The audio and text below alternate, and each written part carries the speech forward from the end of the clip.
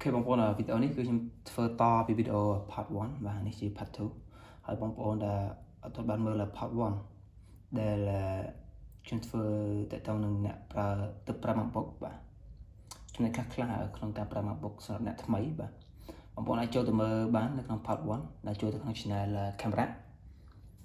បងប្អូនអាចមើល part 1 បានហើយចាំមកមើល part 2 ទៀតមកបាទអូខេវីដេអូនេះគឺខ្ញុំគាត់ទៅធ្វើតពីវីដេអូមុនអូខេខ្ញុំនឹងចាប់ប្រាប់ចំណុចខ្លះៗដែលតទៅនឹងការប្រើ MacBook សម្រាប់អ្នកថ្មីបាទអូខេចំណុចទី1គឺធម្មតាបងប្អូននៅពេលដែលបងប្អូនចង់ head ផ្ទាំងនេះអត់ចង់បាត់ទេគាត់ទៅចង់ head ធម្មតាបងប្អូនចុចកន្លែងកណ្ដាលនេះកន្លែងសញ្ញាដកកន្លែងនេះបាទកន្លែងកណ្ដាលហ្នឹងគឺវា head ឲ្យយើងវាអត់លុបចូលទៅវាមិនមែនលុបទេគាត់ទៅវា head អូខេហើយបើសិនជាបងប្អូនចង់ប្រើ shortcut បងប្អូនគាត់ទៅប្រើ command M បាទ command M គឺវា head ឲ្យយើងមក command M អូខេធម្មតាឧទាហរណ៍ថាវានៅផ្ទាំងអញ្ចឹងគាត់ថា command M គឺវា head ឲ្យយើងខ្ញុំច្រឡំហ្នឹងតែយើងជីកលើវាធម្មតាវានៅចេះបងប្អូននៅប្រើកម្មវិធីចេះថានៅក្នុងcalendar នៅពេលបងចង់ head វាបងចុច command M អូខេអានេះដូចគ្នាដែរ command M អូខេចំណុចបន្ទាប់ទៀតឧទាហរណ៍ថាបងប្អូនអត់ចង់ឲ្យវា head មកកន្លែងនេះទេបងប្អូនចង់ឲ្យទៅទម្រាបនៅកន្លែងនេះបងប្អូនអាចធ្វើបានដែរគាត់ទៅចូលមកក្នុងកន្លែងនេះមកហើយបងប្អូនកន្លែងនេះបងប្អូនហើយបងប្អូនចូលទៅ State Manager បាទកន្លែង State Manager បងប្អូនជីកលើវាមកនៅពេលបងប្អូនចុចcommand M ចុចអូខេឧទាហរណ៍ថាចេះ command M គឺទៅកន្លែងនេះមកវា state នៅនេះមកបាទអានេះក្នុងការប្រើ State Manager អូខេបាទអញ្ចឹងអាចរើសបានគឺវាទម្រាបនៅកន្លែងនេះបងប្អូនអាចចូល YouTube អូខេអាចចូល Chrome អូខេចូល Calendar នេះវាលឿនបាទគឺវាទម្រាបឲ្យយើងនៅខាងឆ្វេងដៃនេះមកតែម្ដងបាទអូខេឥឡូវខ្ញុំបាត់ State សិនមកអូខេនេះ command M អូខេcommand M ឆ្លង command M យេចំណុចបន្ទាប់ខ្ញុំនឹងប្រាប់អំពីការ head bar នេះកន្លែងខាងក្រោមនេះកន្លែងផ្ទាំងខាងក្រោមនេះគឺឧទាហរណ៍ថាអ្នកខ្លះគាត់អត់ចង់រញ៉ៃទេគាត់ចង់មើល full screen ហ្មងតែពេលយើងគាត់ចង់បិទអានេះយើងគាត់ទៅធ្វើការចុច option បាទ option command D អូខេគឺវាបិទមកឥឡូវបងប្អូនក៏ទៅអស់ព្រោះនេះទៅក្រោមមកគឺវាលោតឲ្យយើង select វាតែបងប្អូនអត់ចង់ឲ្យឃើញគឺដូចខ្ញុំប្រាប់មិញគឺ option command ហើយនឹង D នៅពេលបងប្អូនចង់ show វិញគឺចុចដដែលមកគឺ option command D អូខេឃើញវិញអានេះសម្រាប់អ្នកដែលអត់ចង់បានញ៉ៃនៅក្រោមបាទអូខេចំណុចបន្ទាប់ទៀតខ្ញុំនឹងប្រាប់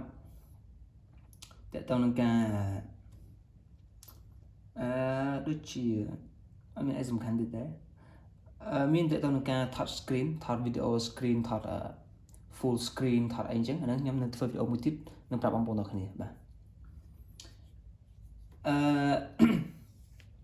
បន្តទៀតឧទាហរណ៍បងប្អូនចង់តម្រៀប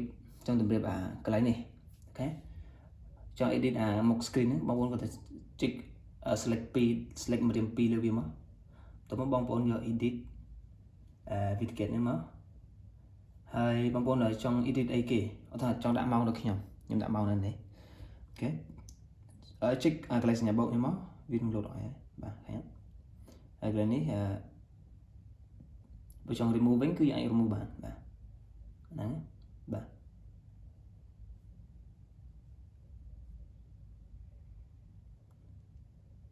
អូខេខ្ញុំ remove ដូចខ្ញុំដាក់មួយហើយអូខេហើយមានជាច្រើនទៀតបងប្អូនអាចដាក់ថ្មដាក់ចំនួនថ្មអាចដាក់អានេះ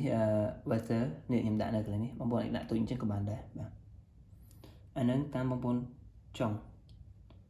បាទ ok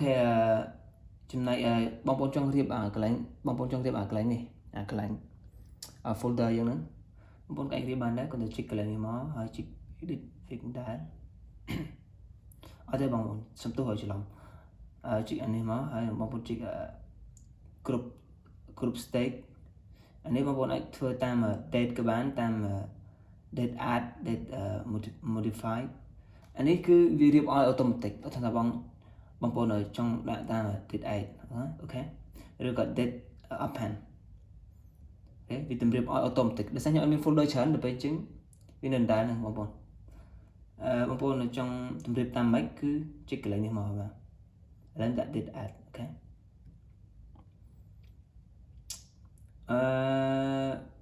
ต่อទៀតខ្ញុំនឹងប្រាប់បងប្អូន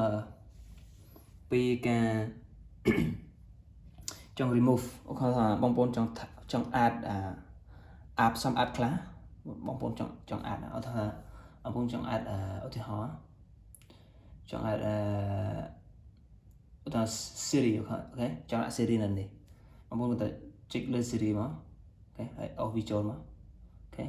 ហើយបងប្អូនឆ្លាញ់ដាក់កន្លែងណាក៏បានដែរអូខេខ្ញុំដាក់នៅគៀននេះអូខេវានៅហើយអូខេបើសិនជាបងប្អូនចង់ remove វិញគ្រាន់តែ select លើវាអញ្ចឹងអត់ថាខ្ញុំចង់ remove remove messenger អូខេគ្រាន់តែ check លើវាហើយអស់វាទៅលើអូខេអស់វាទៅលើ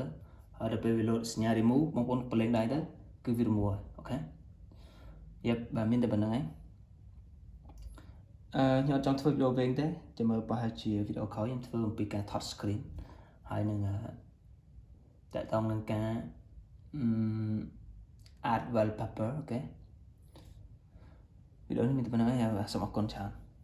បងប្អូនដែលអត់ទាន់បាន subscribe សូមជួយ subscribe និងជួយ like ផងបើមាន comment ចង់ comment អីអាចសួរបានសូមអរគុណបាទ